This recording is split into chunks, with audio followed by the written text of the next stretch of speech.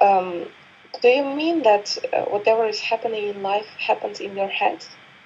So basically, there is nothing we perceive that is not created by us.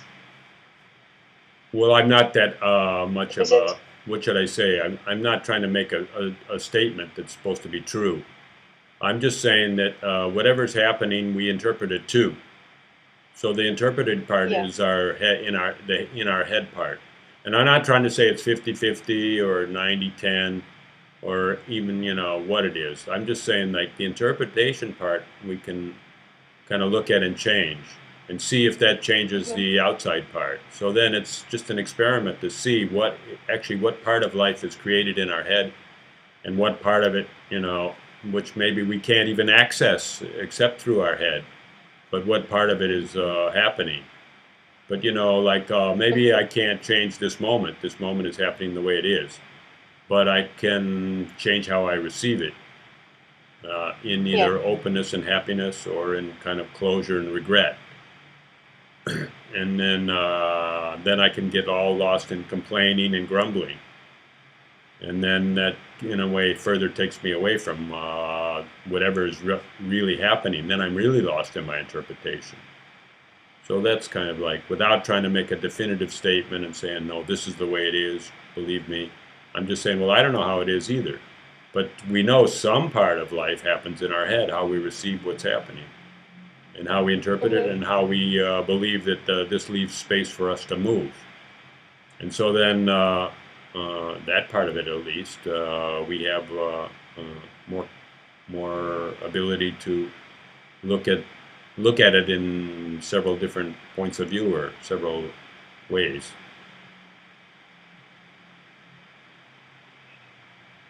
Okay. Well, I think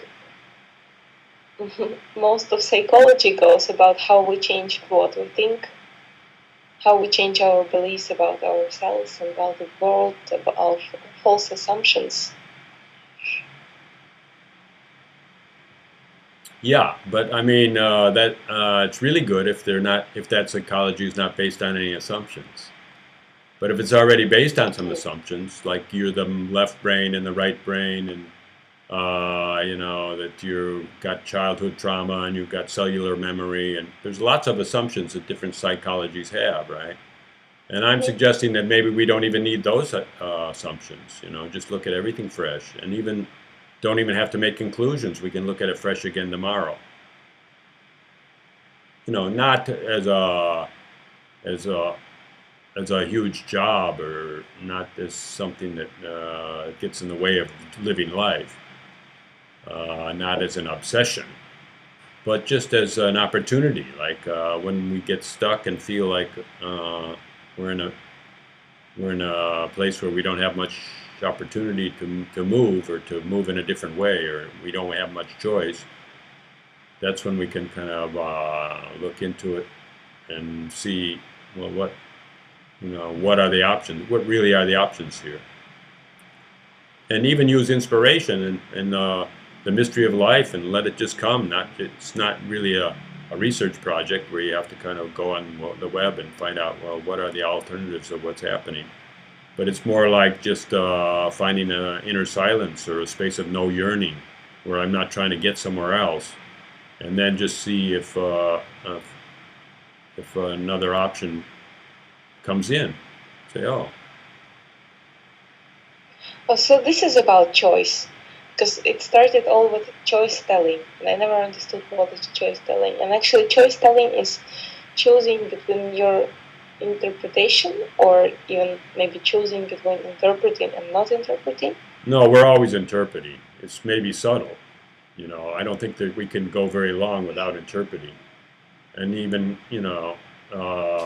we're always resting on assumptions too, whether they're faulty or not. I guess all assumptions must be faulty, right? Because when we assumed them, we didn't have the complete view. So then the name choice telling was we are always having self-talk. And then so then Mhm. we're creating a story. So then if we have choice in that story, choice telling would mean, yeah, maybe it's not the clearest of words, but it kind of meant that You have a choice in what story you're telling yourself. And then that's where we Mm-hmm. get all the idea of be more friendly to yourself and so on. Okay, that makes sense to me now. Mm.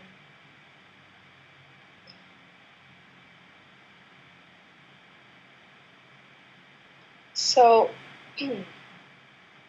actually, mm, I see a lot of things in your writings that I recognize, uh, like references to mm, meditation, maybe references to taking responsibility for what is happening with your life.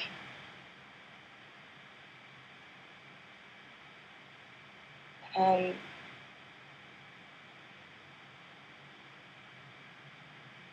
Well, taking responsibility, like it's not even a chore, and it's not even like saying you have to make up every little last stick of your life, and construct every little patch of it. But all that means is not offloading, because like when you're offloading, you're a victim, right? You're saying they did it, they're doing it to me, this circumstance is doing it, my illness mhm, is doing it.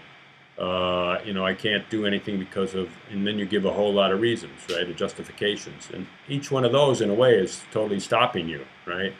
And then mhm, if it is on the blame side, then you kind of feel bad about other people. Or then on circumstances, you might regret that you had an accident and not now you're not fully functional. Something hurts and something doesn't really work too good and never healed properly. And then, I mean, but those regrets again are like, uh, okay, maybe you deserve to regret, but totally. Now you're a new person. You're a person without full functionality, right? And that you're living from this point. You're not living from how you used to be and how you remember that one. Oh yeah, I used to have two legs. Now I have one. And then, uh, so then I don't know. Somehow your life, it seems to be, has to be better to interpret things the way they are instead of interpret things the way they were. mhm, And then I don't know. I suppose there's a lot of people that regret a lot of things, and then there's a few people that have one leg and just live a regular life, right? They say, "Well, that's the way it is," or yeah. less facility in whatever.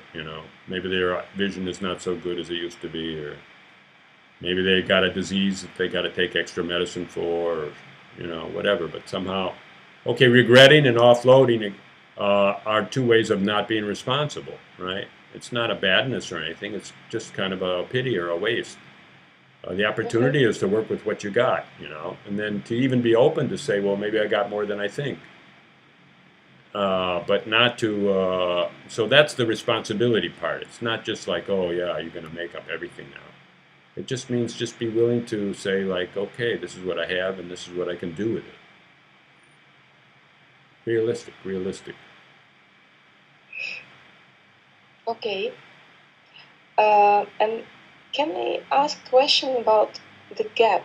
You were describing this feeling, or I don't know, the something you call gap. Is it just when you stop explaining things and stop talking to yourself and just leave? Is it just the mental silence, the gap, or what is it? Yeah, maybe it's kind of like a mental silence, right? But I mean, it's not a forced mental silence. It's more like a mental silence of satisfaction. When I did that video with Ann, right away we kind of discovered this space called no yearning. And like, Mm-hmm. I mean, if you just use logic, in order to yearn for something, you have to have a second possibility that's not here now, that you believe you could get to. And so then that comes always from the outside, right? Or otherwise it comes from the memory, like I used to be there, but I'm not now. I could get back there. But it's always not really looking into this moment right here, but it's yearning comes from some other place, either a memory or otherwise a projection of the future, or otherwise somebody telling you that well, you just look around, you see people are different, right? You say, I wish I was like that person. And so then that's yearning. So then that no yearning, that yearning space, well, whenever you've got a conundrum just means like a problem you've created, or like you're saying a Mm-hmm. challenge, your mind automatically works on it and says, oh, I wonder if I could do this, I could do that. So then, and then it's got its own interpretation saying that these are the paths I have to do it with. I have to work long and hard or whatever, or I have to play the lottery. I'll just buy some more lottery tickets, or I don't know what. Mm-hmm. uh, so that your mind has got its ways. But if you're not creating these challenges or conundrums or problems, then your mind settles down a little bit, and then that a gap is a pause, right? Well, it's a pause in all the things. You're speaking to yourself, you're speaking to others, in really identifying meaning, and saying, "Oh, this means that," in your mind, right? You're pausing on that. Mm-hmm. You're pausing on trying to look in your memory to see what is this situation like anyhow. It's like one of those back there. This is like when I used to be in school and blah blah blah. Or it's looking around at who's here and what's here and saying if that's evidence for your theory. Those are all, you pause all those things, and then there's just like, you know, it's not that hard. It just happens, I think. Gap. So you gave it a name. The moment we give it a name, it's something you gotta work toward. But I'm sorry about that. But anyhow, so gap is a pause. So So yeah, tell me. actually, it's a pause, but it's not a pause in a life. Like for instance, meditation is a pause, a mental pause, but it's more pause not on thoughts even, but on desires, because that's what yearning is, right? So you stop wishing different things that could be different, and you actually basically continue with the life, but you just stop getting frustrated. Yeah, just for a minute. It doesn't have to be like a process of 1 hour a day, or it doesn't have to be 2 hours tomorrow. It's not supposed to be Mm-hmm. a way of life. It's just a pause. Okay, what's the point of a Oh, pause? okay. The pause is where you can have just be in contact with uh, I don't know. I hate to almost use the word creativity because we've used it so much that people say, "Well, is this it? What is it?" Creativity is just like inspiration, like something comes in, that's kind of new. Okay, maybe it was an inspiration just to take this group and be a part of it. And then that was new, and you said, "Oh, I'm pretty busy. Maybe I can't do it." And then you had an inspiration to do it. So then that came out of some kind of a stop or pause, or you just do Mm-hmm. it. And then now reconsider a lot of things. So then a pause. What's the point of a pause? A pause is actually where choice comes. Because if there's no pause, then you're always in action. You're moving, right? Whether it's thoughts or actual action or desires or yearning or whatever it is, there's movement. When you have a pause, then possibilities are there. Well, I could be doing this. Well, actually, I could be doing that too. Hey, here's another one. I could do this. Maybe I'll just do nothing. Maybe I'll wait till tomorrow. And then maybe I'll just write this letter to this person and see what they say. And so then something new out of those, then you got options, right? And then when you have options, you can choose between them. And then we're not saying you have every option in the universe. You only have a few options, that are just right for you in this moment. And then you can choose among those options and choose the one that's loosest, that gives you the most room. And then, Mm-hmm. and you measure that by how uptight you feel. And then sometimes you can actually have what they call a dramatic shift. Oh boy, I can do it that way. You know.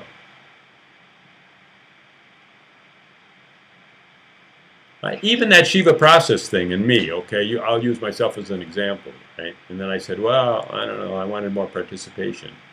And, and then he was saying, well, what did you really want?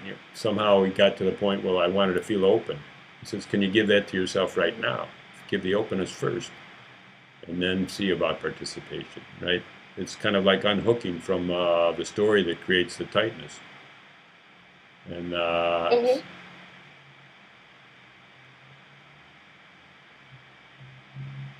maybe that's the gap. Does that make sense? Um, I lost where we were now. We were talking about gap, and then Yeah, you asked me about I'm gap, making and I was notes saying because pause, and yeah, I gave yeah, a million yeah. stories about pause. I guess I went too far into it. Mm-hmm. um,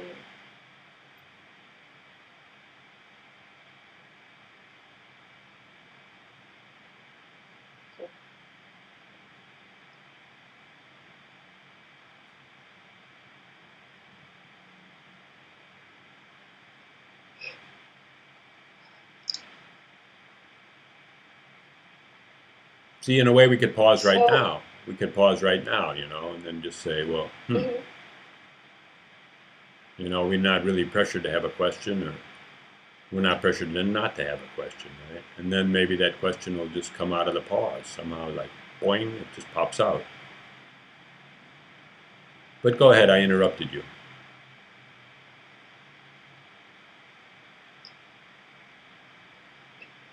Mm, yeah, maybe I just wanted to ask more about um, how you came to all these things, and um, we call this our group. We call it an experiment. And what are we trying to prove in this experiment, or what do we want to do or to happen? Okay, so then the experiment is to look at a link, whether there is one or not, just look at it. Seems to be some kind of a link between thoughts and feelings. Feelings, let's just say, are your contraction. If you have a thought that says, "Oh, I'm stuck. I'm a victim. I have to do things I don't Mm-hmm. want," then that makes you feel tight. And then if you have a thought that says, "Well, this could be a good challenge. Maybe I'll learn something from it," or once I get this out of the way, that'll be great. It'll be a terrific relief. Or uh, you know, if you have another kind of description on it, it feels like, well, it's not so bad, and then you feel better, right? And Mm-hmm. so then we want to experiment with that link and to see if it's just real obvious that that's happening most of the time in our life.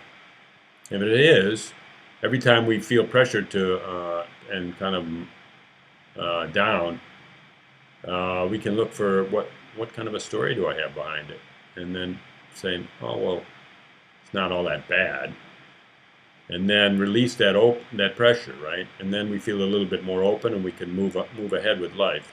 Well, we're moving ahead anyhow, but we're moving ahead with the closure. So when we're closed, we're not closed. Just means like we have a contraction in our body, and then we can have a label of a feeling, like we feel anxious or we feel frustrated, or we can put a label on it, or we even feel angry at this person. Always, always, always. Why are they doing this? And then uh, we're just what's the experiment? The experiment is that life will unfold in a different way, because when we have these pressures and beliefs that uh, we're looking at our kind of like resistance or our frustration or our anger and all these things. Whatever's out there that says, "Hey, choose me.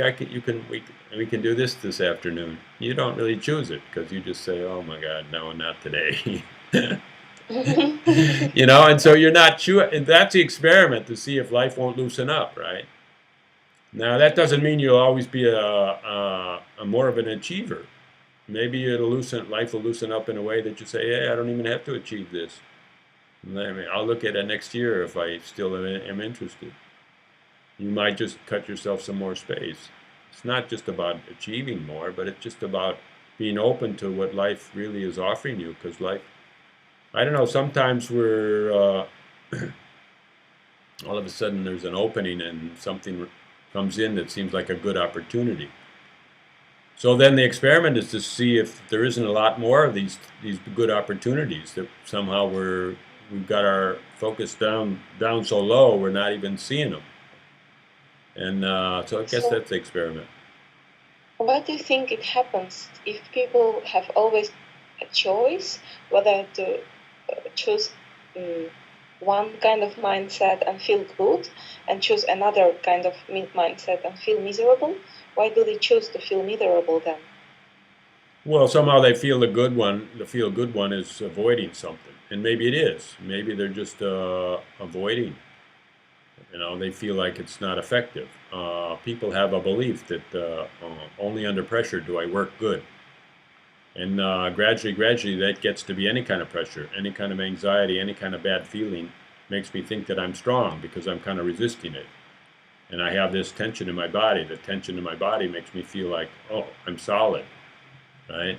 But I'm really wasting energy because I'm always using my energy to make these contractions, and I'm not really just open to see, hey, life is pretty good, right?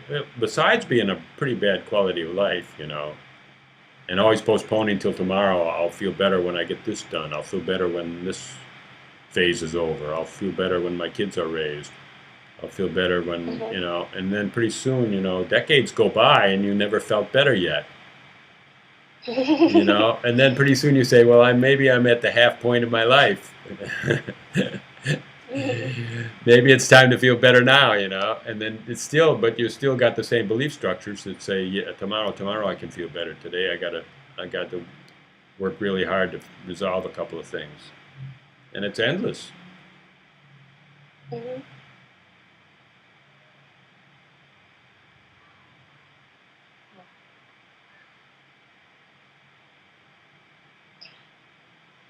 So did it happen to you? You were, yeah, putting it off, and then all of a sudden you decided you're going to feel better and happy right now? Yeah, No? absolutely. Yeah, like on the forum, I don't know if you saw that one post. I think it's on one of the videos where I talked about verbal doorway. And so then I thought verbal doorway just to your life doesn't make sense, because just to say my life is great, it's not always great, because some parts are good and some are not. So then I divided it all up into different sectors, right? Your different creativities and different obligations and all that. And then you can just talk. You can read one of those and just feel into it and just see, am I free there? And Mm-hmm. then you can realize that whether I'm free or not, it's not a comparison to someone else or to some ideal state. It's just my self-definition. Am I going to define myself as free right now, and open about it, and accepting life the way it's coming to me? And yeah, definitely, I can't even find a sector that I would say I'm tight in. And it's only a creativity out of nothing. It doesn't come because I deserve it, because I'm doing so well, because I'm a top in my class, because I've got more money than the next guy, because I've got a better job or no job or whatever. There's no comparison or outside force to it. It's just simply a definition. And then the only definition is that, the best way to make that definition is to say that this definition is an experiment, and I'll just see if life just gets better and better and better. Because I've done it so long the other way, to say that no, I won't make any definitions of openness until there's some proof that shows up.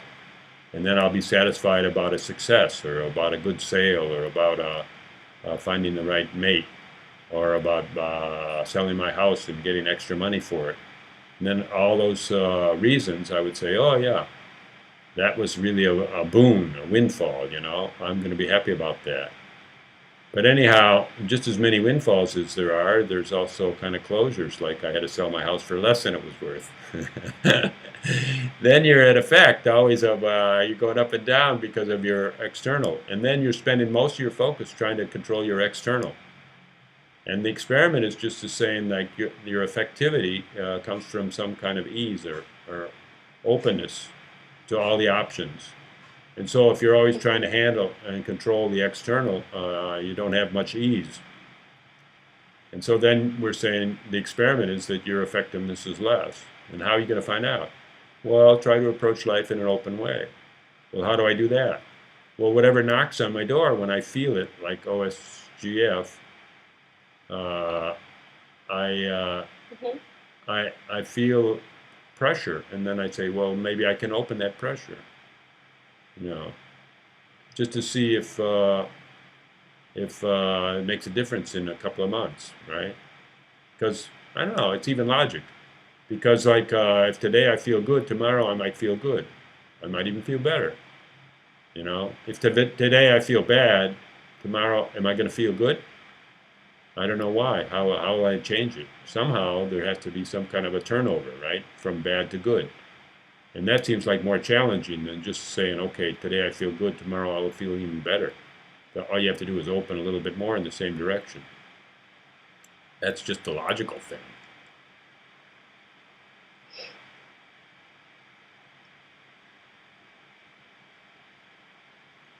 Yeah, I'm trying to find some example from um, my life or from some other about how can this all work. Mm.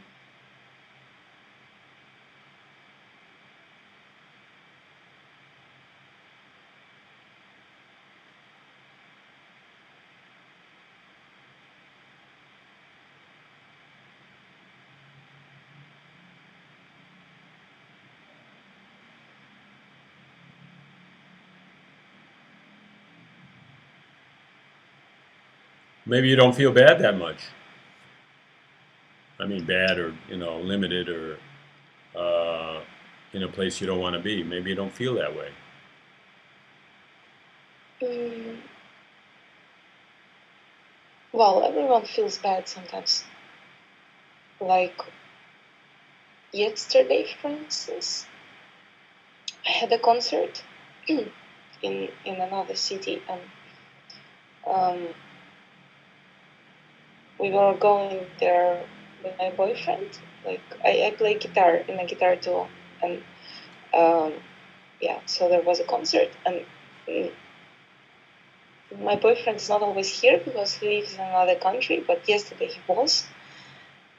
He's like on a small vacation here, and then um, right before we had to leave, the apartment below us went on fire, and the fireman came, and uh, that meant that basically he had to stay home, and I went to the concert by myself. And I was so stressed by all this, like was very unhappy about him not being able to attend the concert, and I was thinking all about it. The concert didn't go that well as well. Well, it was okay. Um, and on top of that, I forgot my guitar on the train. It was like a complete mess. And so I started thinking, what could I do different yesterday, for instance? Did you ever get your guitar back? Not yet. They didn't find it yet, but I hope they will.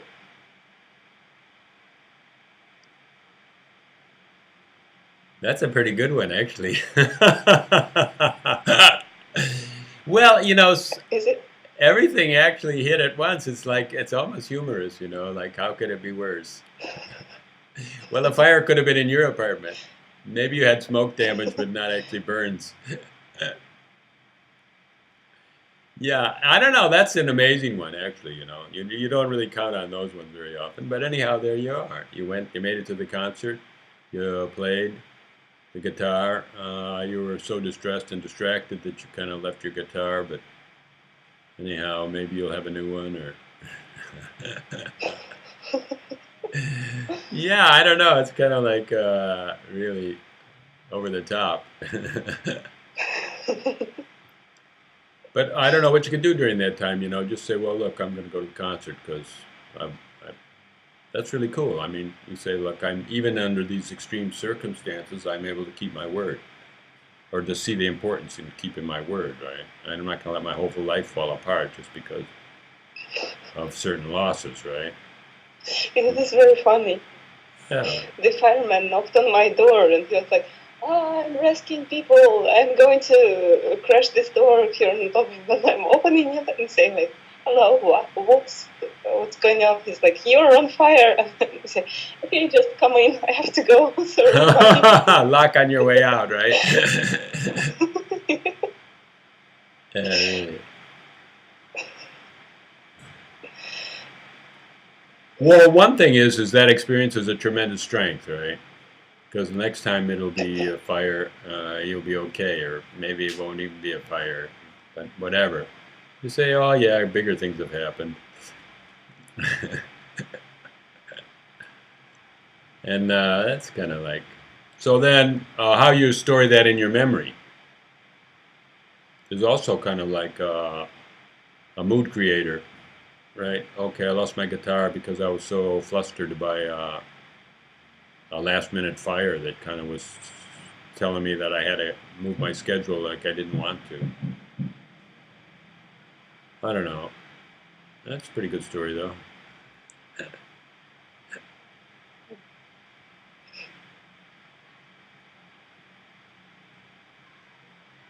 Apparently, it was enough to change things. Like it changed, maybe your performance wasn't top, and you couldn't concentrate quite well. And really, the concentration was that, oh, my boyfriend's not here, and he came all this way to see this concert, and so then he volunteered to stay with the firemen and take care of this other problem, and there was Yeah, they regrets were breaking doors here. Oh my god.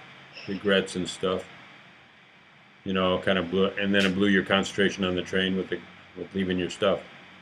But and then that's part of it. And then the other part of it is that you made it over there and you sat down and put your music out and played. So then under stress you did something and then you missed something, right? So then you focus on both those things, not on only one.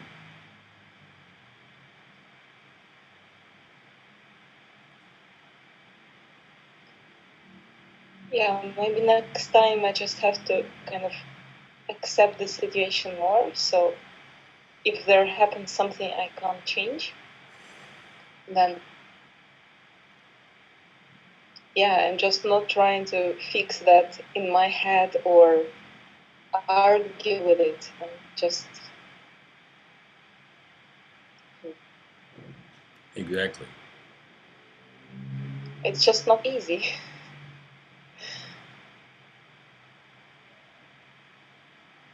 Maybe also the desire to argue is very strong because you want to feel that you're in control of the situation, and sometimes you're not. And then you continue arguing just because it makes you feel better. It gives you a false feeling that you can influence something that you can't. Yeah, that's a real good insight.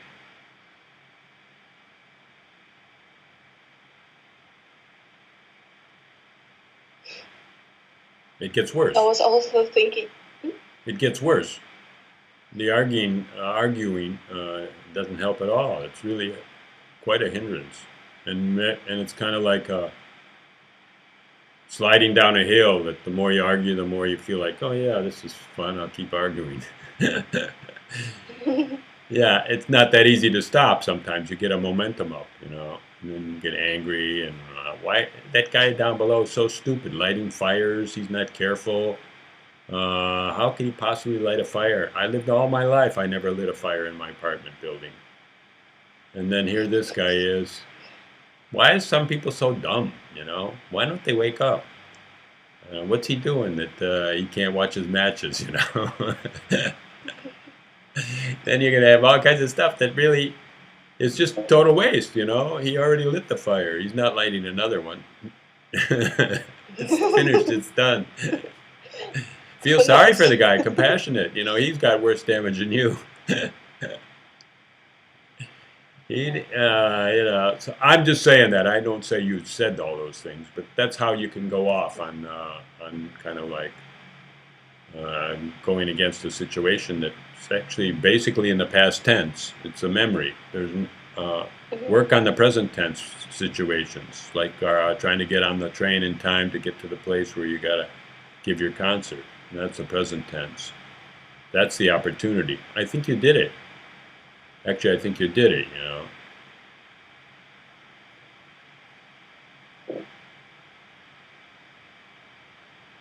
So the temptation to grumble and complain is something really would be interested to really understand that in a full way, right? What does it get us? And does it really make us feel any better? Or is it just kind of like a habit because we grew up around people that used to complain and grumble? And then even right now, people grumble and complain and they want us to hear them and they think it's their truth. People share their truth and they start to tell us a long story about how things are not, you know, are unjust. Unjust things happen to me, and they are continuing to happen to me. And that's basically a complaint, right? And Mm-hmm. then it's not really trying to reactivate your life in a way where, you know, if you either face that or face the people that are unjust or go to the courts and get the thing, you know, you say, I don't want to do all that stuff. I just want to live my life. So then I'll just complain about it. And anyhow, even if you don't do an action step, let's say that the complaints are totally useless.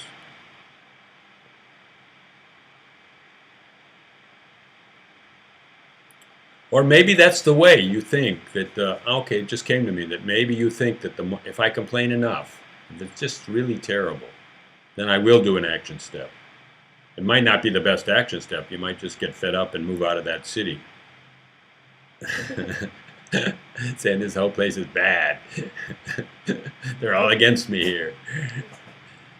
But anyhow, I don't know. Do you need feeling bad to do something, right? And again, that's just, you know, people get used to working under stress and setting lots of deadlines. And I was saying just the other day that, you know, when we get used to doing things by people telling us what to do, starts with your parents saying, keep your room clean and come to dinner at the right time and brush your teeth. People are telling us what to do. And then in school, they tell us what to do. They give us a curriculum. And then in work, they tell us what to do. And so many parts of life are about from the outside. Well, it's like we said in the writing, outside in, right? So then outside in, it seems like under some deadline or pressure helps us to get things done. And then if we look at our real passions, you know, like maybe you love to practice guitar and you don't need any pressure to practice. Maybe you do because part of it, or you're used to the outside in and you're used to having pressure and but really sometimes you get lost in it and go for hours, right? And just say, well, this is really cool. This is working. And then my fingers are moving good on this passage, right? And then, so then it gives you energy and you don't need any pressure and you don't need to build pressure.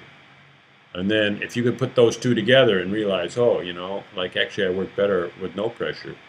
And then somehow put that together where you actually have outside influences, motivations, and say, maybe I can work out those things and watch my anxiety level, which is actually basically the experiment. And then, in other words, see if I work better with less pressure. I won't say no pressure because, you know, we don't know what the limits of nothing is or everything, or just a little less or a little more.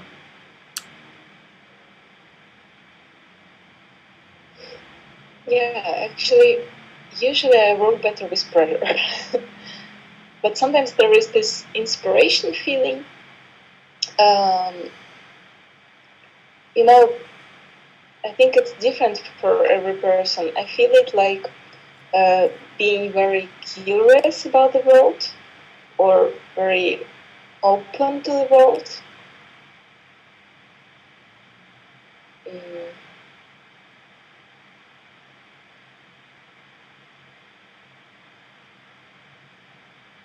that's a feeling when everything just happens and I don't have to make any effort because I just have this feeling of that I can do everything and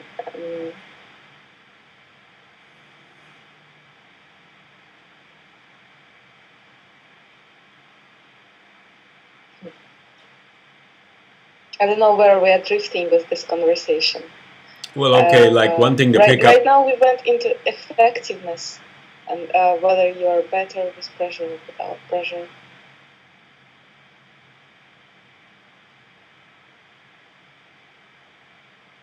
See, one thing is, like you said, sometimes in life you just feel open and things happen, right? And then it feels like Mm-hmm. there's no effort. And then you could easily interpret it like when there's no effort and things just happen, I feel open. Or you could turn it around and Okay. say, when I feel open, things happen with no effort. Or you could say, well, why should I say one or the other? Maybe they just go together. Who knows if there's a causality behind it? One causes the other, or vice versa.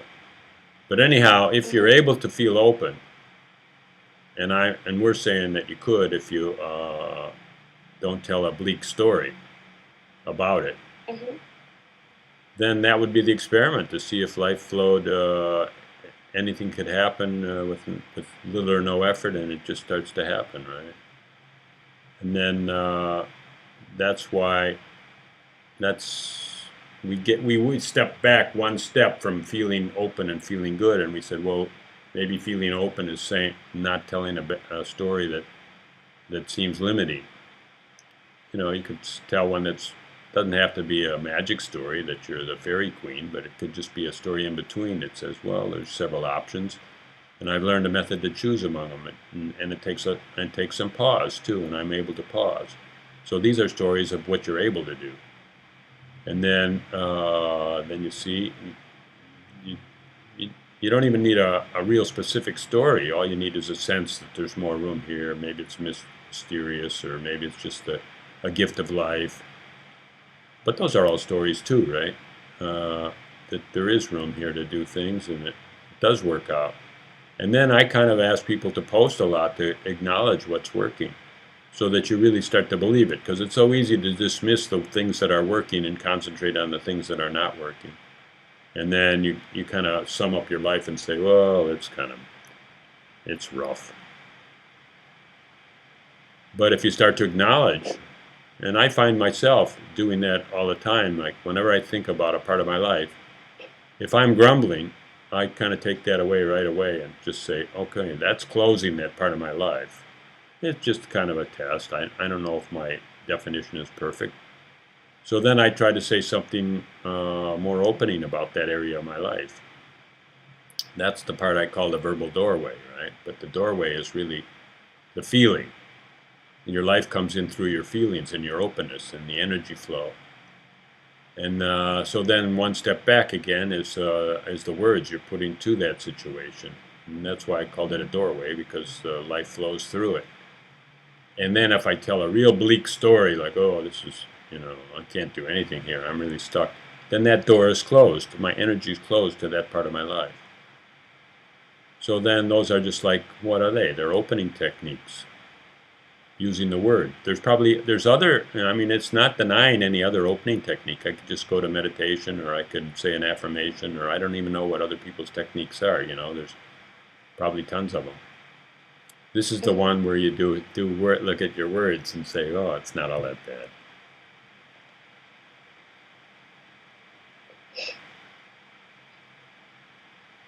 I just had another thought of why do people do that to themselves? Why do they choose to feel bad um, when they could choose it another way around? Well, and I thought maybe it's because you're afraid of um, mm, losing the good things you have in your life. Sometimes you think, okay, I have um, these relationships, friendships, jobs, opportunities, and if I'm not putting stress on myself, I'm going to lose something important. And people are very afraid of messing up. So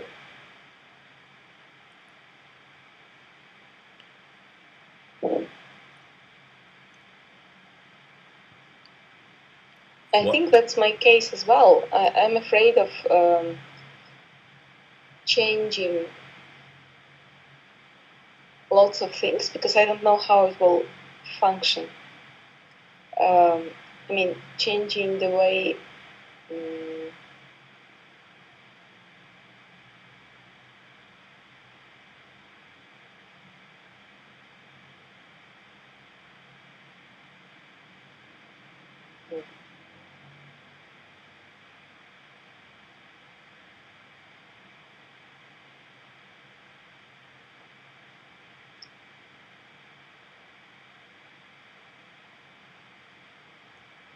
Well, it's a kind of difficult way to go, right? In other words, you're saying if you believe that you don't put your life under stress, I don't, and maybe I don't have it quite right, but I mean that you would lose something. In other words, it sounds like that stress is just your kind of well, to say it grossly, controlling, but I mean to say it more softly, managing or satisfying every area of your life. Somehow you feel like you need a certain amount of energy to satisfy it, like your boyfriend and like your work and all that, and you've got to keep all those. Otherwise, somebody's going to say, "Well, look, you can't do this job anymore. You're not. We got someone else actually." And then, Mm-hmm. and then you define that as a loss because all those possessions, in a way, it's a possession, a relationship, and even a work situation, or if you getting a place in the orchestra or something like that. All these situations you work towards them, but then in a way you're defining like if you lose them, there's you have to go through that whole path again to get another one. But who knows? Maybe you've networked and more people know you, and they might call you right up and say, "Can you do guitar for us? Because we're doing this great big production and we want you. If you're at all available, please say yes." And then you say, "Oh, well, that came out of nowhere."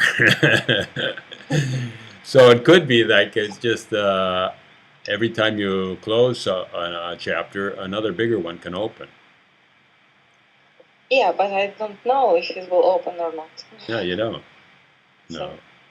But sometimes that's even easier than trying to make this chapter that you're holding on to get bigger. Because you say, I want to grow in this thing, but I'm not the lead guitar.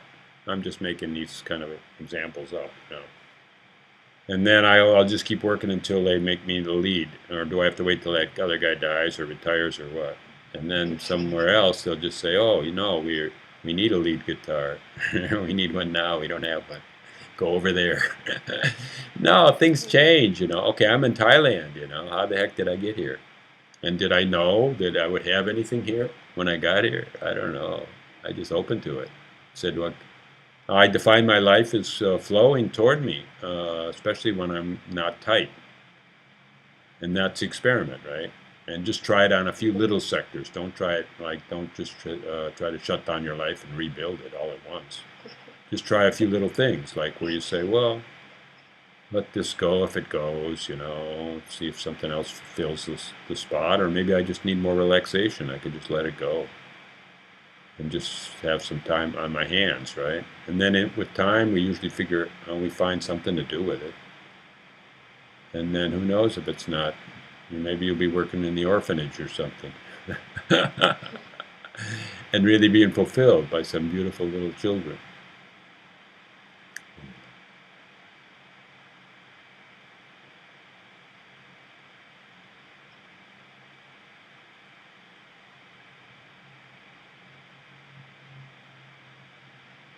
hmm. That's kind of Well, what we I talked think about that also. when you were over at Mikhail's house. We were talking like that, like, okay, you've got a lot of things going, and then it's a little hard to fit a new thing in because Mhm. then you really get busy. So then, in a way, you got to close something to make space for a new thing.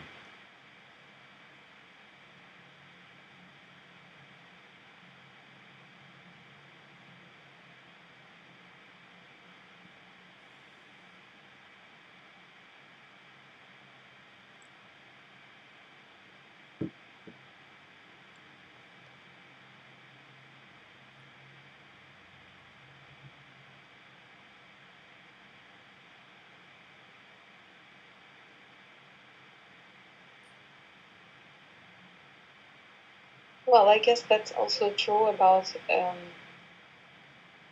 growing up, or um, the the more experience you have with life, the less anxiety you have. Is it true, actually?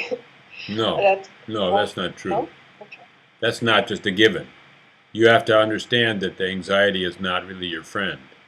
You kind of have to, because you can so easily get lost in that the process of life produces anxiety, and then I'm just good at handling it and submitting myself to it. You could have a it's all in your definition, right?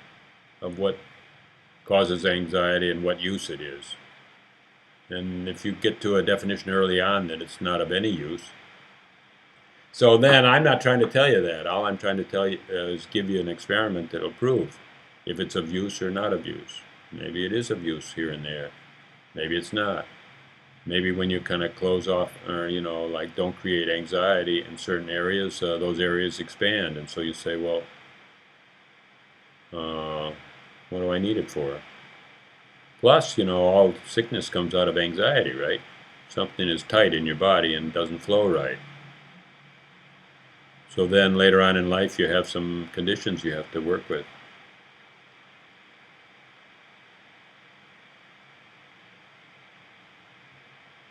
So is it how it worked for you? You look great for someone who is 70 or Yeah, I'm 70, right? I don't know exactly how that worked, because I did have a lot of anxiety and I used to love it. I thought, I would self-define that it was important and great. But then I don't know.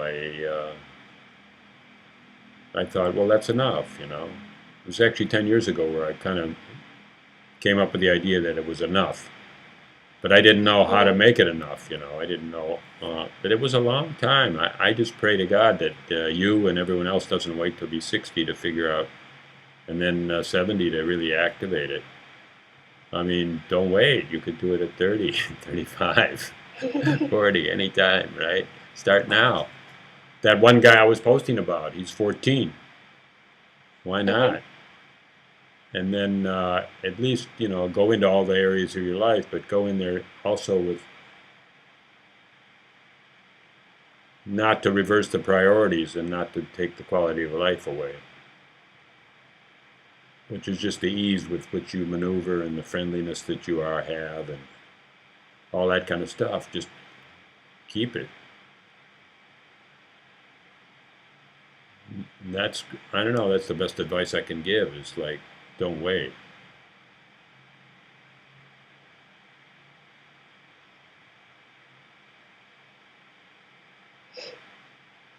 So, do you know what is actually the essence of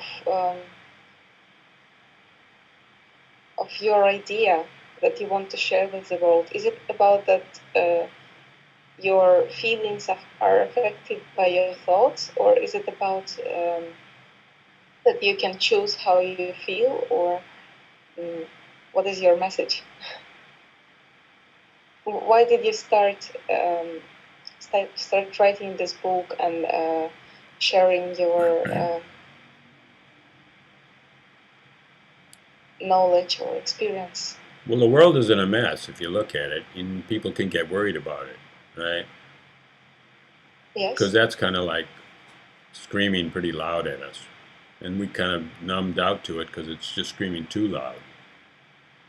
And so then when you really, really look at it, you can see that all those things that are happening in the world are actually kind of like rooted in me too. I got my own aggressions and fears and boundaries and stuff, And so then why shouldn't a nation have, aggression and fears and boundaries and all the same thing that I have, right? And so then who's going to go change a nation? Nobody. But who's going to change me? Only me. I can only change myself. So then what is the process to looking into that? Right? And then if I tell you a truth, of course that's a standard that the most evident thing about that standard is it's not true for you. So if you believe me, you might say, okay, I'll try to make it true for me. So then that doesn't seem like it goes anywhere. So then I thought, okay, the best thing is to just find your own truth for now, but be open to modify that or to renew it often, maybe every day, maybe every moment. But anyhow, just say once a week or whatever. You don't have to. So then how could you do that? Well, the best way is just to say it's an experiment.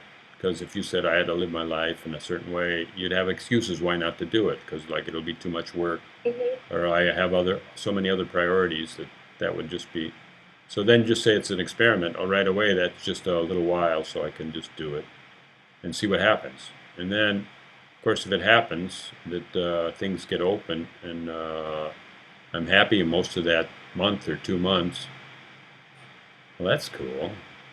And then if actually some opportunities come and I say yes to them, well, that's cool. So then the experiment is giving you some results, that, it's not supposed to be any one way or another, but it's giving you something you can measure, right? And so even in one chapters, you've talked about the short-term results and the long-term results. Well, the short-term was just to feel a release on the open space, a good feeling. And then the long term is to see if that affects your life by kind of moving forward day by day with a little bit more opening. And then I try to make a lot of contexts. Contexts are stories of how things happen, right? And so then contexts are new possibilities, because if I think they happen only in one way, then I'm either right or wrong on it. But if I make a wider context that includes how you feel, what you're doing right now. One was I remember the first is like I just made a humorous proposal saying, how about if a relationship was just mutual irritation? That way, when there's irritation, I'm not doing it wrong. I just got too close. Back off a little, right? I want this to work for both of us.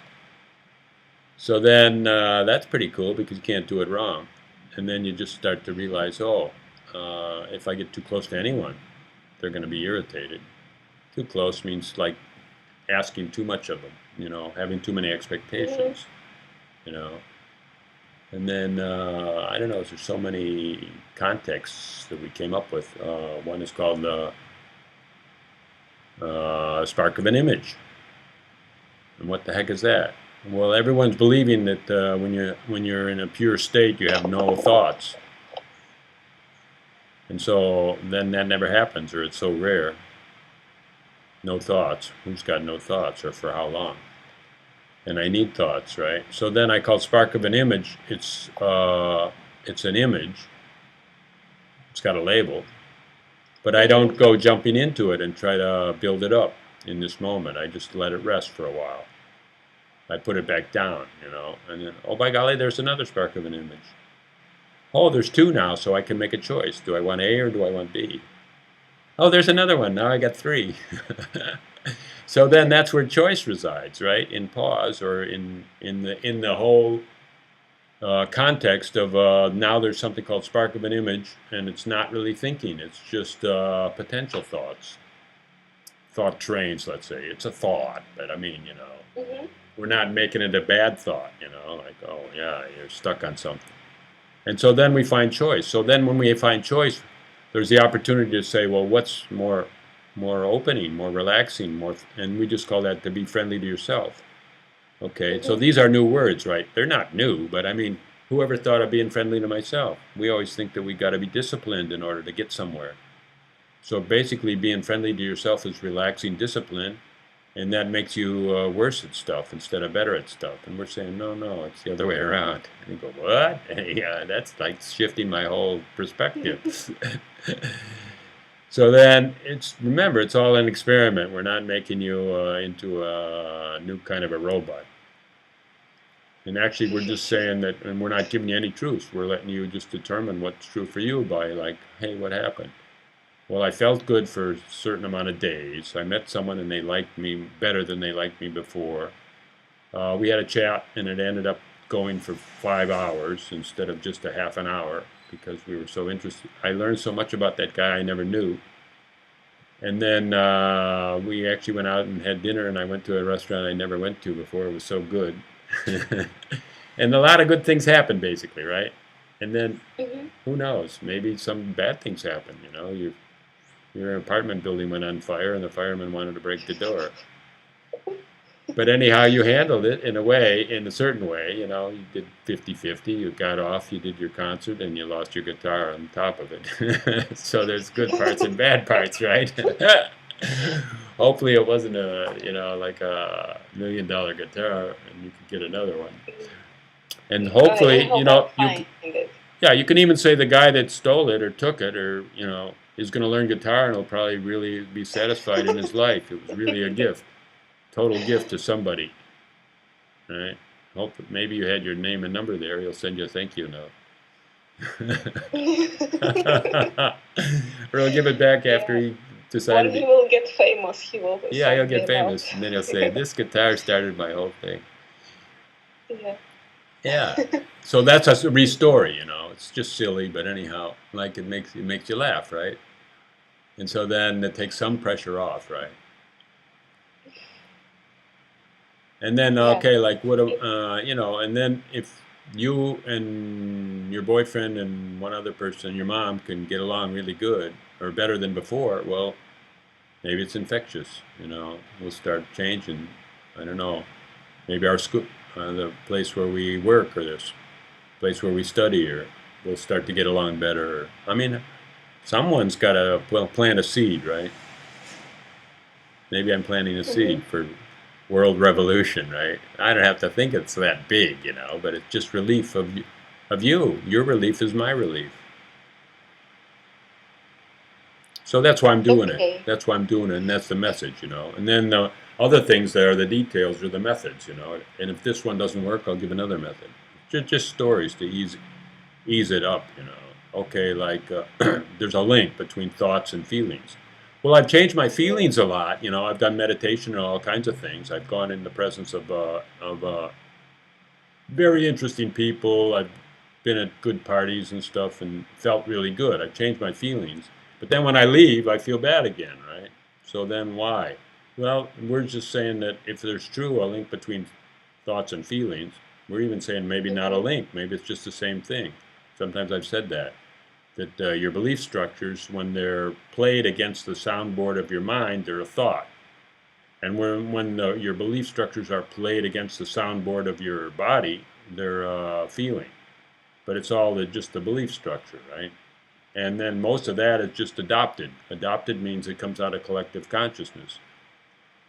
So then it's not even your Yes. fault. You just grew up in it, and then you imitated your elders and the people in the city. And Mhm. when you go to do a job, they tell you what to do. You still don't know what to do. But then you see the other guy doing it, and you don't say, "Oh, you do it like that." You sit here and you do these things, and then you call these people and keep these lists.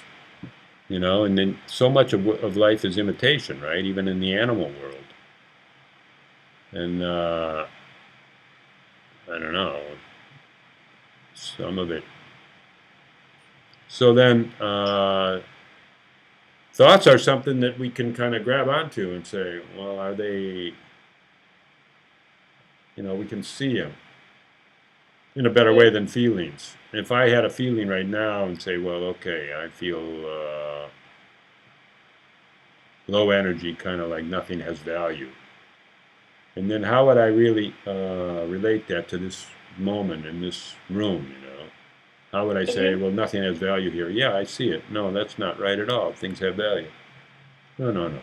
I wouldn't see it too much. But if I say I'm telling myself that nobody likes me because they haven't called me up yet or something, and then somehow, let's say for some people, the words, the beliefs, uh, they can be changed easier than the feeling. Or at least when they're changed, then they're changed. Yeah. Well, that's something we can work with. Yes, I Yeah, yeah. understand. And it makes much more sense to change your belief structure rather than your feelings, because it's not your feelings that are wrong, actually. Feelings can't be wrong because they are objective in a way. You feel it. Yeah. Okay, I feel inspired now. Oh, wonderful. I think I got stuff clear Yeah. about what we were talking about. Well, something, maybe make more space in your life. See if you Hmm. can make more space somewhere. Yeah, like next time when I have a crazy idea, I'm going to give myself a couple of minutes of just, I don't know, of a gap of thinking, of relaxing, and I will see, like, does it make me feel worse or better if I drop something? And if it makes me feel better to drop it, I drop it. If it makes me feel worse to drop it, I continue. Yeah, but even look into that because, like, you have a belief that you expressed to me that if you drop something, you're losing something important because somehow you have a belief structure that all the things you've gained in your life are like you're identified with them, and to lose one Mm-hmm. is kind of like a loss of that identification, right? And so Mm-hmm. then you have to kind of look at that belief too. When you stop that, if you could stop that belief, it doesn't mean you have to throw everything away for sure. A lot of people say that, they make it real difficult. They're kind of teaching like you should step into nothingness, and then from there you can step into everythingness. But we never say that. Like when you're crossing the stream, you have one foot on the stone that you're on before you reach the others. You don't let go of both stones at once. And then you step out to another stone to cross a little river, right? And walk Mm-hmm. across the stepping stones. So we never try to tell anyone to make risky moves or put yourself in a condition that you feel is compromised. But Mm-hmm. some things that you're hanging on to probably are outdated for sure. And then if you clean the Yeah. slate on some of those things, okay, like look at it this way. People, especially that have big houses, they get a lot of stuff and Mm-hmm. they keep everything. And this drawer is full of this and this is full of that. Boy, in America, we have these big houses. You got an attic. It's up above the top floor. You can jam stuff in there. We got a basement down below the first floor. You can jam stuff in there. And then people, you go to their house after they've been there 30 years and everything is just jam packed with stuff that's like so obsolete and so old and so dusty and there's no cleanup. But even in your life of what you're committed to, you could clean that up too. Someone calls it clutter busting, all the clutter, all the excess. Go smooth. And I was lucky Mm-hmm. because I kind of, I've been traveling for a couple of years. I just live out of a suitcase. I had a bunch of cameras and computers and stuff, but now I have less of those.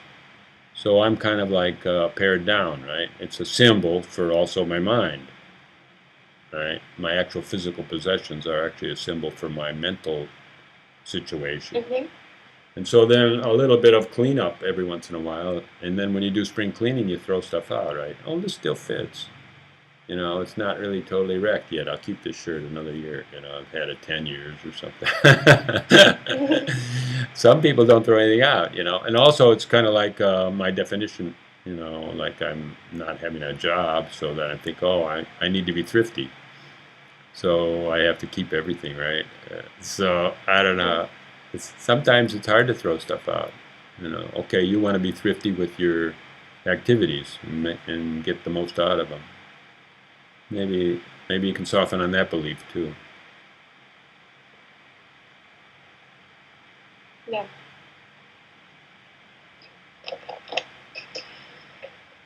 Well, it's been really Mm, fun talking. okay. I think that I hope that you're getting what you're getting out of this experiment, and that it'll make happiness basically is what I'm looking for. Happiness.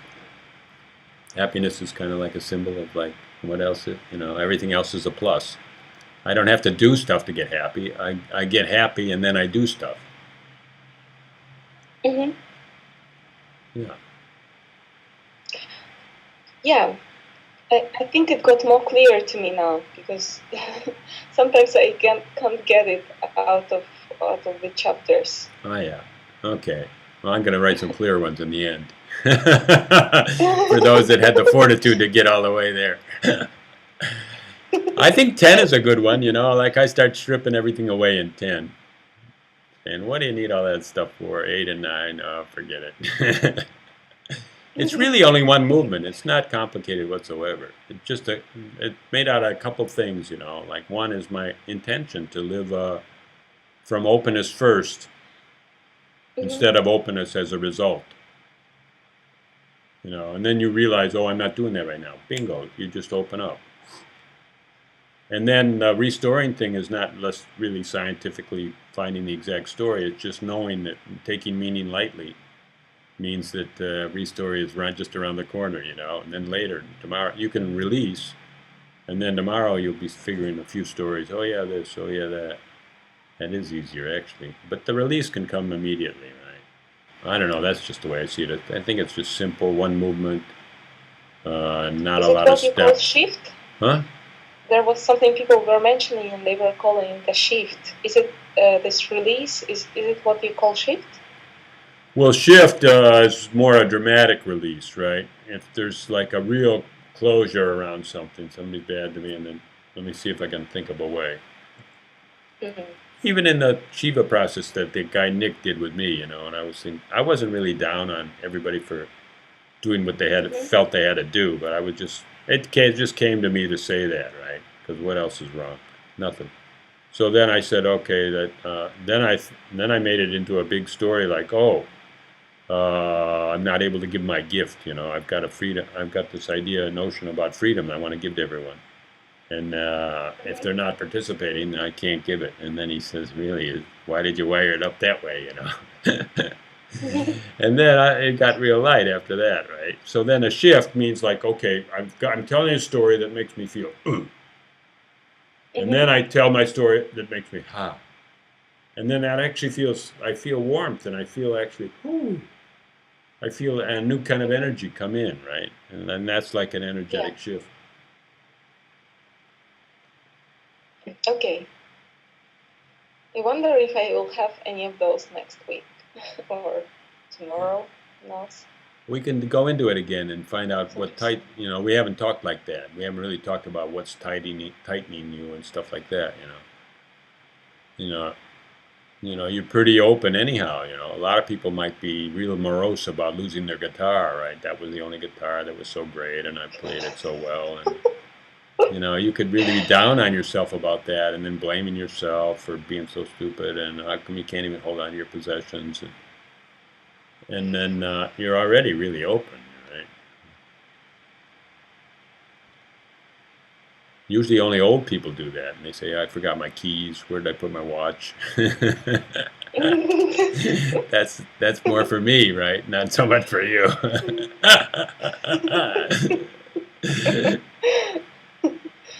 Yeah, uh, super fun. yeah. Okay, I really enjoy speaking with you. Very, very nice. Yeah. Thank you for getting up so early. Yeah. Thanks for explaining things for me. Okay, well, we can do it That again, helps. but write your questions and I'll try to answer all written stuff too. And then Yes. I don't know. I think it's useful to say what's working, right? Keep your focus on Mm-hmm. what's working, and then if you feel shifted on some things, and then read what other people, if they're feeling shifted on things, and then I don't know, see how that works. Mm-hmm. Okay. All right. Well. Thank you. Thank you. Yeah. Thank you. Bye.